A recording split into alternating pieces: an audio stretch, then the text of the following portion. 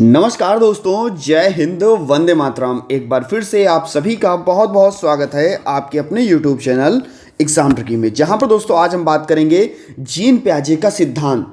और ये सिद्धांत आप कोई भी एग्ज़ाम देने जा रहे हो, चाहे आप अपना BSS टेट का एग्ज़ाम देने जा रहे हो, या भैया आप DSSB का एग्ज़ाम देने जा रहे हो, CTET का एग्ज़ाम देने जा रहे हो, या अगर आप DED स्पेशल एजुकेशन कर रहे हैं तो भैया फर्स्ट ईयर में आप लोगों को इनको देखने को मिलेगा, इनको पढ़ने को भी मिला होगा। तो भैया जीन पियाजे का सिद्धांत, जिसको हम लोग जानते हैं किसके नाम से, कहेंगे संज्ञानात्मक विकास के सिद्धांत के नाम से जानते हैं। और संज्ञानात्मक विकास का सिद्धांत किसने दिया, तो हम कहेंगे भैया जीन पियाजे जी ने संज्ञानात्मक विकास का सिद्धांत दिया। और इस सिद्धांत को हम लोग किसके नाम से, तो कहेंगे विकासात्मक सिद्धांत के नाम से भी इस सिद्धांत को हम लोग जानते हैं।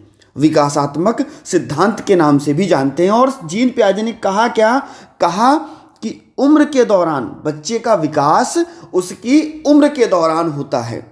बच्चे का विकास उनकी उम्र के दौरान या उनकी आयु के दौरान होता है। जैसे जैसे बच्चे की आयु बढ़ेगी वैसे वैसे बच्चे का विकास जो है वो होगा, चाहे वो तर्क करना हो, मुस्कुराना हो, है ना, प्रतीकों का प्रयोग करना हो, खिलौने के साथ खेलना हो, है ना, और साथ ही साथ सजीव चिंतन करना हो।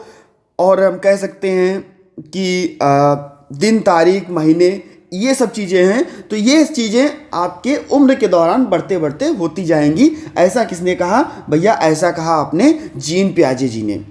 और बहुत ही इंपॉर्टेंट है, अगर हम बात करें निवासी कहाँ के, तो स्विट्जरलैंड के निवासी। और जन्म इनका कब हुआ, तो कहेंगे 1886 को, यानी कि 1886 को इनका जन्म हुआ। और इन्होंने जो प्रयोग किया वो स्वयं के बच्चों पर किया, अपने बच्चों पर ही प्रयोग किया इन्होंने। तो इतना दोस्तों आप लोग समझ गए होंगे जीन पियाजे के बारे में। साथ ही साथ इनकी पुस्तक क्या है, स्कीमा क्या है, इनकी 4 जो इनकी स्टेजेस हैं उनके बारे में भी बात करेंगे। और कुछ क्वेश्चंस को भी यहाँ पर हम लोग लगाएंगे जो कि आपकी परीक्षा की दृष्टि से बहुत ही इंपॉर्टेंट है। तो सभी मित्रों तक एक बार वीडियो को जरूर शेयर कर दीजिएगा। और चैनल पर पहली बार थे, सब्सक्राइब करने के बाद में बेल आइकन में ऑल का ऑप्शन प्रेस कर लीजिएगा। इनकी पुस्तक का नाम अगर पूछ दे तो the language of thought of the child, और ये 1923 में इन्होंने ये पुस्तक दी। अब हम बात करते हैं स्कीमा की। आखिरकार स्कीमा क्या है, और उसके बाद इनकी 4 की चारों विकास की अवस्थाओं पर हम लोग चर्चा करेंगे। तो स्कीमा से तात्पर्य मानसिक संरचना से है जिसे सामान्यीकरण किया जा सके। देखिए, अगर मैं आपको एग्जाम्पल यहीं पे देता हूं, अभी आप समझ जाओगे कि स्कीमा क्या है। मान लीजिए आप जा रहे थे, आपके साथ एक छोटा बच्चा जा रहा था, और उसने क्या देखा, उसने देखा कि भैया पास वाले घर में ही क्या एक गाय बंधी हुई है। और गाय कैसी है, जिसका आप सभी को पता है भैया 4 पैर हो गए, जिस प्रकार से गाय होती है, एक्चुअल गाय जो होती है वही बंधी हुई है। ठीक है, बच्चे ने क्या देखा, गाय को देख लिया। उसके बाद में थोड़ी देर बाद बच्चा एक और जानवर को देखता है और कहता है पापा पापा, या भैया भैया ये देखिए गाय। लेकिन आपने कहा ये गाय नहीं है, ये क्या है, ये भैंस है। और वाकई में बच्चा जो बता रहा था वो गाय नहीं थी, वो क्या थी, भैंस ही थी। तो आपने बताया कि देखिए गाय सफ़ेद होती है ना, गाय क्या कहते हैं कि गाय के 4 पैर होते हैं, लेकिन गाय और भैंस जो है, ये देखो भैंस काली है। गाय और भैंस में क्या क्या अंतर है आपने उनको डिफाइन किया। तब बच्चे ने क्या कहा कि बच्चे के जो स्कीमा था, स्कीमा से तात्पर्य जो मानसिक संरचना है, उसमें सामान्यीकरण किया जा सके। यानी कि आपने क्या किया, जनरलाइजेशन कर लिया। बच्चे ने भी जनरलाइजेशन कर लिया कि हाँ चलो 4 पैर हैं, उसके 2 कान हैं, एक मुंह है, एक बढ़िया सा लंबा सा, है ना। और क्या कह सकते हैं, गाय सफ़ेद है, उसने ये ध्यान नहीं दिया। गाय दूध देती है, भैंस भी दूध देती है, लेकिन सामान्यीकरण जब आपने कराया बच्चे का, जनरलाइजेशन जब आपने बच्चे का कराया, तब बच्चे ने 2 चीज़ों के बीच में अंतर करना सीख लिया। तो यही आपका क्या कहलाएगा, स्कीमा कहलाएगा। आपका जो स्ट्रक्चर बच्चे ने बनाया था, जो मानसिक संरचना बच्चे ने बनाई थी उसमें आपने दो चीज़ों के बीच में आपने उसको अंतर के अनुसार उसको समझाया। इसके बाद में हम लोग बात करते हैं आपके संज्ञानात्मक विकास के सिद्धांत की जो 4 अवस्थाएं हैं उनकी। तो आप सभी को पता है कि हम लोग अगर बात करते हैं संवेदी गामक अवस्था तो कहेंगे भैया 0 से 2 वर्ष की जो अवस्था है उसको हम संवेदी गामक अवस्था कहते हैं। पूर्व संक्रियात्मक अवस्था तो हम कहेंगे 2 से 7 वर्ष की जो अवस्था है पूर्व संक्रियात्मक अवस्था। मूर्त संक्रियात्मक अवस्था तो कहेंगे 7 से 11 वर्ष की जो अवस्था है मूर्त संक्रियात्मक अवस्था। या औपचारिक या इसी को हम लोग क्या कहते हैं अमूर्त संक्रियात्मक अवस्था। तो ये आपकी 11 से ऊपर आप कह सकते हो 14 वर्ष तक 18 वर्ष तक, तो ये आपकी औपचारिक संक्रियात्मक अवस्था या अमूर्त संक्रियात्मक अवस्था के रूप में जानी जाएंगी। और ये चारों अवस्थाएं very very important, very very important. इन पर अभी मैं प्रश्न भी आपको कराऊंगा और इनके बारे में अब मैं आपको बताऊंगा भी। साथ ही साथ देखिए कुछ स्टेटमेंट जो कि हमारे प्याजे जी ने दिए इन पर भी हम लोग बात कर लेते हैं। प्याजे जी ने कहा कि बच्चे स्वयं ज्ञान के निर्माता होते हैं। ज्ञान के निर्माता कौन है? बच्चे स्वयं होते हैं, है ना। बच्चे अपनी दुनिया में हेर फेर कर सकते हैं, बच्चे अपनी दुनिया में हेर फेर कर सकते हैं। और साथ ही साथ बच्चे जो हैं अपनी समझ से विश्व की परिकल्पना करते हैं। बच्चे अपनी समझ से किसकी परिकल्पना करते हैं? तो आपको होगे विश्व की परिकल्पना। विश्व की परिकल्पना कौन करता है? बच्चे करते हैं। ये सारे स्टेटमेंट जो थे वो आपके पियाजे जी ने दिए और वेरी वेरी आप इनको इंपॉर्टेंट लगा सकते हो। और इनकी इस सिद्धांत को हम लोग अवस्था का सिद्धांत भी कहते हैं। अब हम लोग बात करते हैं दोस्तों संज्ञानात्मक विकास की अवस्थाओं की। तो अगर हम संज्ञानात्मक विकास की अवस्थाओं की बात करें तो पहली अवस्था आपके सामने दी गई है संवेदी गामक अवस्था। संवेदी गामक अवस्था जहाँ पर देखिए आपके नाम से स्पष्ट संवेदी यानी कि बच्चा संवेदनाओं से, यानी कि इसी को हम लोग क्या कह सकते हैं? इंद्रिय गामक अवस्था 0 से 2 वर्ष। तो संवेदी पूछे तब भी आप 0 से 2 वर्ष, इंद्रिय गामक पूछे तब भी आप 0 से 2 वर्ष। बच्चा करता क्या है इस अवस्था में?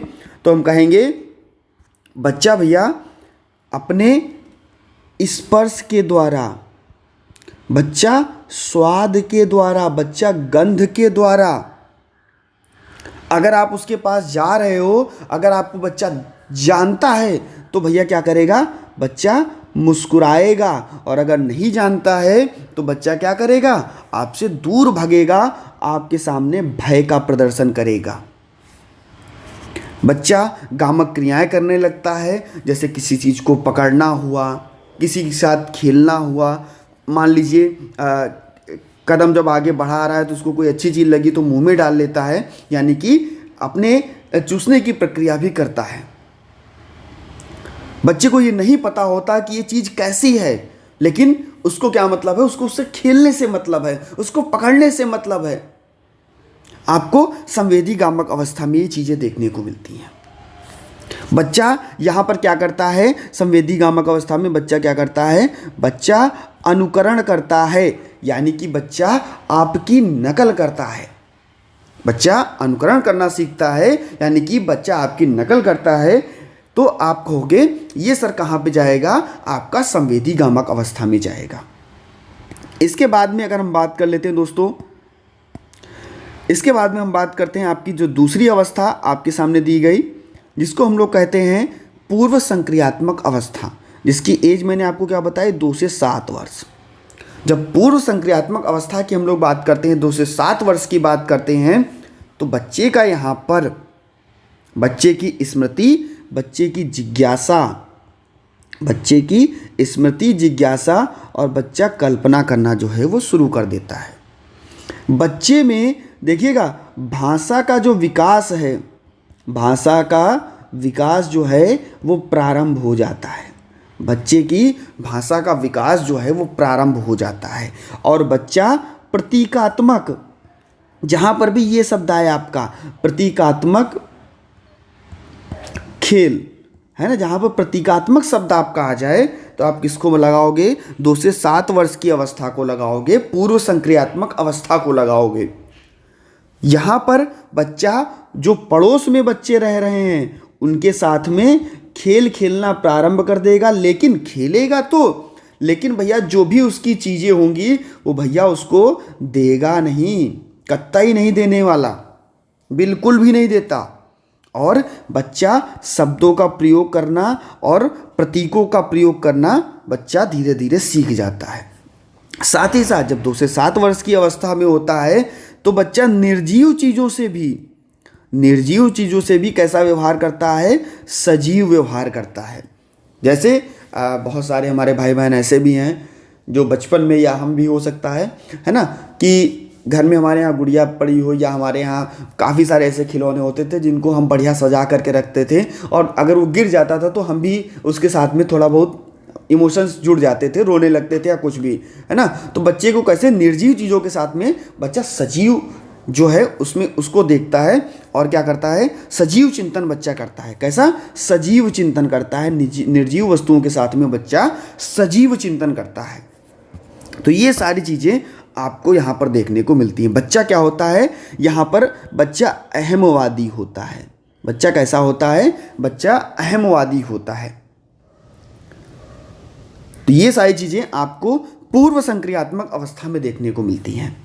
इसके बाद में आपकी तीसरी अवस्था, जिसके बारे में हम लोग जानते हैं, तो कहेंगे तीसरी अवस्था जो है उसको हम लोग जानते हैं किसके नाम से? उसको हम लोग जानते हैं मूर्त संक्रियात्मक अवस्था के नाम से। तो हम कहेंगे भैया इसकी आयु क्या होगी? तो हम कहेंगे आपकी 7 से 11 वर्ष की आयु जो होगी वो मूर्त संक्रियात्मक अवस्था की होगी, जहाँ पर बच्चा चिंतन करेगा और तर्क करेगा। और कैसा चिंतन होगा भैया? मूर्त चिंतन होगा। मूर्त चिंतन की बात जब भी करे, है ना, कहे कि भैया अपने स्वयं के विचार और दूसरों के विचार में अंतर करने की क्षमता, जहाँ पर बच्चा मूर्त चिंतन करे, बच्चा दिन, तारीख, महीना, है ना, और हम कह सकते हैं घड़ी को देखना, इन सभी चीज़ों के बारे में बच्चा जानने लगे, कितना द्रव्यमान है उसके बारे में जानने लगे, किसी भी चीज़ को सीक्वेंस में लगाना सीखने लगे।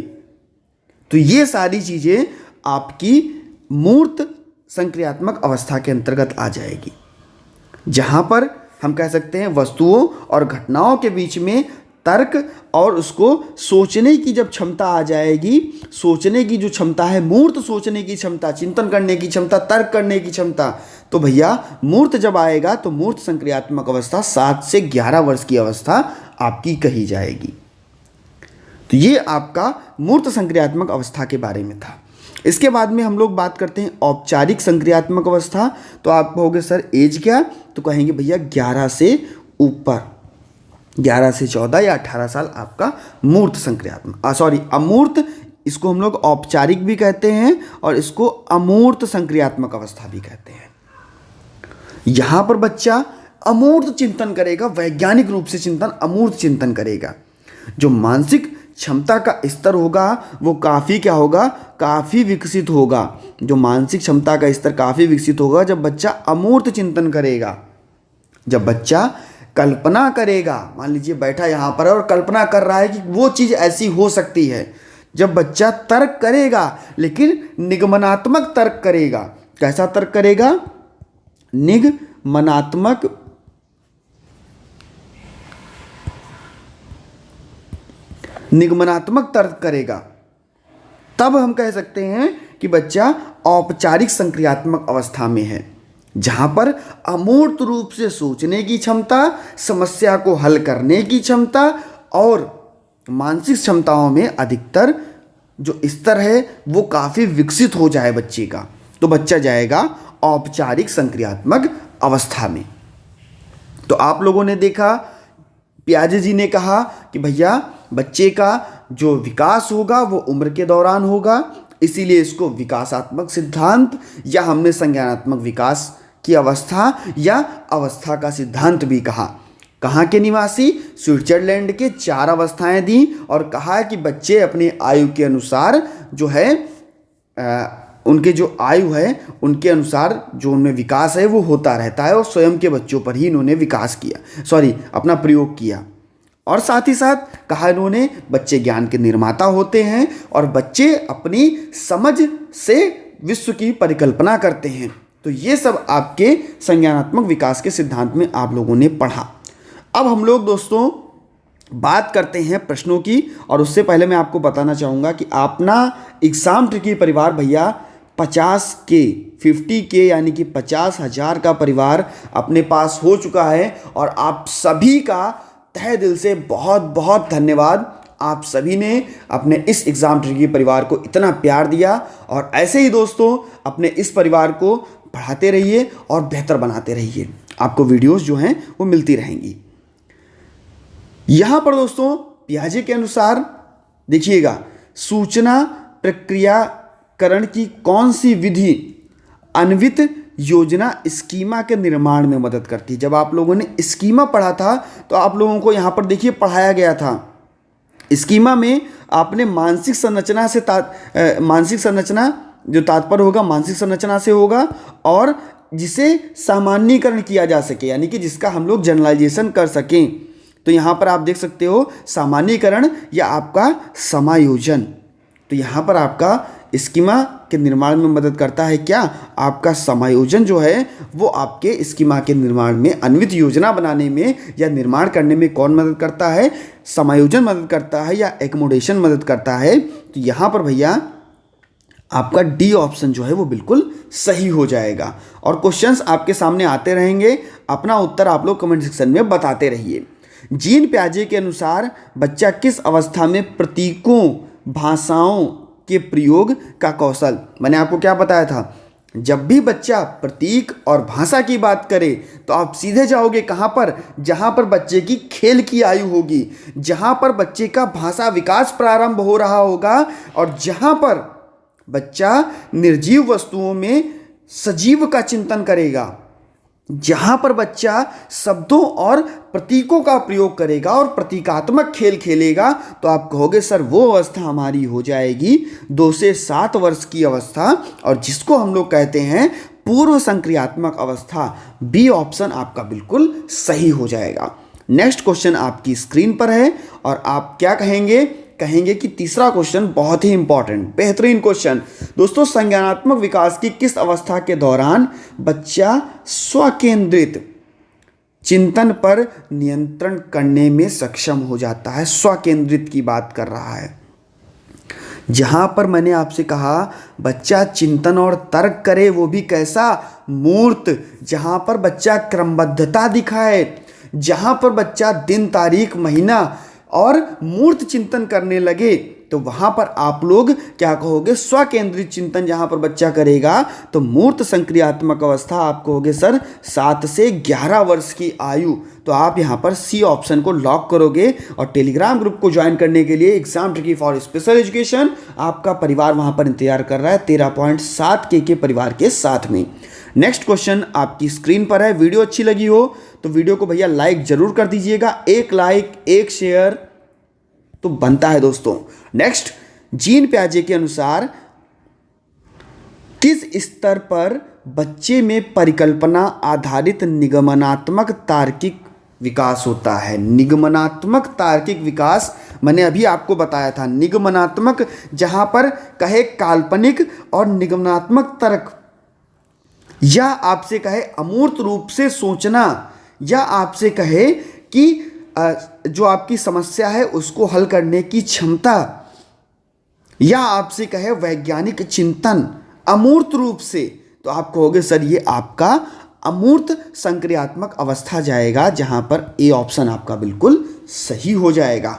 नेक्स्ट दोस्तों, स्क्रीन पर 5वां प्रश्न, पियाजे के संज्ञानात्मक विकास के सिद्धांत के अनुसार एक बच्चा अवधि में तार्किक सोच में सक्षम होता है। तार्किक सोच, बच्चा अभी तार्किक सोच कर रहा है, जल्दी से बताइएगा। 5वां प्रश्न, अभी मैंने आपको इससे रिलेटेड प्रश्न भी कराया, कहा मैंने जहां पर बच्चा तार्किक सोच करेगा। जल्दी से बताइए। हम कहेंगे एक बच्चा किस अवधि में तार्किक सोच में सक्षम होगा, तो आप कहोगे सर होगा आपका मूर्त संक्रियात्मक अवस्था। आपका ए ऑप्शन बिल्कुल सही हो जाएगा। नेक्स्ट, तार्किक सोच के बारे में मैंने आपको बताया, चिंतन करेगा, तर्क करेगा, क्रमबद्धता होगी और संख्या, द्रव्यमान और घटनाओं के बीच में तार्किक रूप से सोचने की क्षमता होगी, है ना। वस्तुओं और घटनाओं के बारे में तार्किक रूप से सोचने की क्षमता होगी आपकी मूर्त संक्रियात्मक अवस्था में।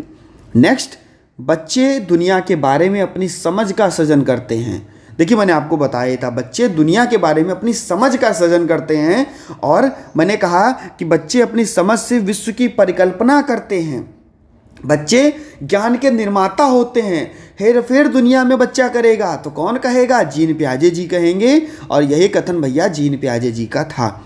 नेक्स्ट, आपका डी ऑप्शन यहाँ पर सही हो जाएगा। और ये दोस्तों लास्ट प्रश्न है आपके स्क्रीन पर। एक छोटी बच्ची प्रतिदिन अपनी गुड़िया के कपड़े बदलती है। मैंने आपको क्या बताया था कि भैया बच्चा क्या कर रहा है? निर्जीव वस्तुओं में सजीव चिंतन कर रहा है। निर्जीव वस्तुओं में सजीव चिंतन कर रहा है। और देखिए पियाजे के संज्ञानात्मक विकास के सिद्धांत के अनुसार इसे कहा जाता है, क्या कहा जाएगा? निर्जीव में जब सजीव का चिंतन करेगा तो भैया जीववाद आएगा। यहाँ पर आपका डी ऑप्शन जो है उसको लॉक करते हैं। और दोस्तों मिलते हैं नेक्स्ट वीडियो में नई जानकारी के साथ में। फिर से आप सभी का बहुत बहुत धन्यवाद। आप सभी ने अपने एग्जाम ट्रिकी परिवार को 50K का परिवार बनाया। चैनल को सब्सक्राइब करने के लिए आपका तहे दिल से बहुत बहुत धन्यवाद। मिलता हूँ दोस्तों नेक्स्ट वीडियो में नई जानकारी के साथ में। बने रहिएगा आपके अपने चैनल एग्जाम ट्रिकी पर। अगर वीडियो अच्छा लगा है, समझ में आया है आपके, तो वीडियो को लाइक कर दीजिए, चैनल को सभी मित्रों तक शेयर कर दीजिए। धन्यवाद।